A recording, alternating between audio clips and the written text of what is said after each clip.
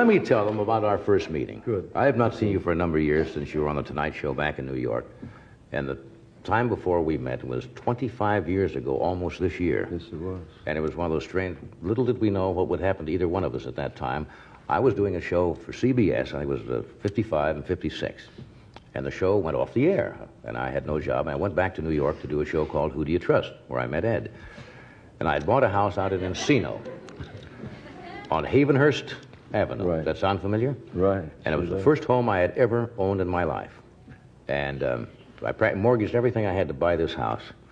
And it was, I can still remember the price. There are certain things in your life that you always remember because it's kind of a turning point. $42,000, which was a lot of money in 1955. And it wasn't a particularly large house, but a nice, comfortable house. So I went back to New York, and they said, we have a buyer for your home. And I said, who's that? They said, Johnny Cash. And I said, well, who's Johnny Cash? Well, he's a singer. You came in and you bought the house, and I think I'd put the swimming pool in, and you must have bought it for less than $50,000, right? I did. I bought it for less than 50, and it was 58 or 59 that I bought it from. Right. Now, let me tell you what happened. Last year, I got from a real estate broker who knew that you would live there and I'd live there, the listing on that house. It was up for sale, just to show you what has happened in 24 years. And the house, I saw a picture of the house, and it says, former celebrity's estate. Now, when I bought it, the guy didn't tell me it was an estate. It's like it's like a third of an acre, you know, where you say have room for yard. It was a little small. Former executive's home, mentioned my name and your name, and I'm going to ask you to guess what they were asking for that house last year. 200,000. Well, you went a little bit over. $177,000. I was shooting high because, you know, it's California, you know. Never thought I could afford a $177,000 house, folks. You remember that meeting? I sure do. I remember coming into that house to sign the papers, and there you were, and the real estate man, and we signed the papers. I think it was around $45,000. Yeah. And what we really liked about it was you had in the bedroom for the children. My boys were very small. Your boys were small, and my little girls were small. And you had Mickey Mouse and clowns and all kind of cartoon characters painted on the walls. Right. And the little girls just loved that. And we really had a nice home there. I loved it very much. Yeah. But that was a fascinating story of with the way people's lives kind of intertwined. Well, you got awfully hot there and raised the price of that house. You living there might have helped, too. What was your first singing job? Do you remember back that far? Your very first, what you might call professional engagement? Well, my first, in 1955 is when I started recording at Sun Records in Memphis.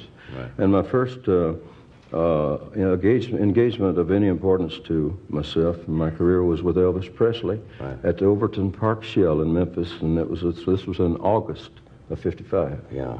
And then it said down at the bottom of the ad, extra, Johnny Cash. Extra. And way down at the bottom in real small letters. And then Elvis hired me to, and the Tennessee Two, who were my band, the two guys, to open his show for a series of tours in Texas and the Mid-South. And we worked with Elvis for about 3 or 4 months. Yeah, that must have been exciting years. It really was. You know, there's such a myth about the Grand Ole Opry house. I mean, that really is the home, I guess, of every major country western star. I suppose everybody who starts eventually hopes in that field to play the Grand Ole Opry house. I think so. It's always a country boy's dream, I think. Yeah. And as a child, I listened to the Grand Ole Opry, and then when I graduated from high school, it was on the agenda of our senior trip, you know, to visit the Grand Ole Opry in Nashville and tour the Smoky Mountains. And when I sat there in that audience at night when I was 18 years old, I knew one day I was going to be on that stage. It just had to be with all the rest of the country singers and musicians. And I finally made it in 1956. I was a guest on the Grand Ole Opry. It's great to realize a boyhood dream and to say really someday I would like to be up there. You've gotten this question, I know, a lot of times, John, but country music, western music, bluegrass, folk, it's all kind of intertwined. But would you say that the kind of basis for a lot of that is gospel? It seems to have a lot of gospel origins. Right, I think so.